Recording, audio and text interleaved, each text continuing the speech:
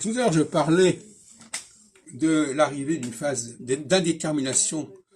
de type solsticial, avec Saturne passant sur l'axe Gémeaux-Sagittaire, avec une sorte de dégradation de l'image du leader, un leader auquel on croyait et qui d'un coup n'a plus les moyens mentaux, nerveux nécessaires, donc il y a aussi qui va clocher dans son mode de fonctionnement, et dont vont profiter des gens moins avancés,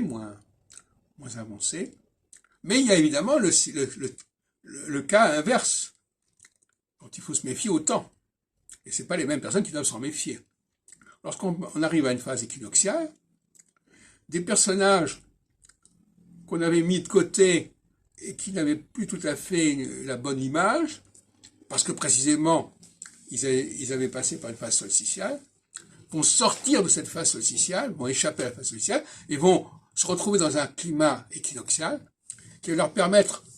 par leur capacité de décision, par leur détermination, et non plus leur indétermination, de prendre le pouvoir, de prendre le dessus.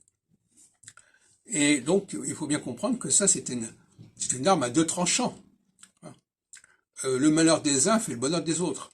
Quand les hommes forts passent par une phase de détermination, les faibles en profitent,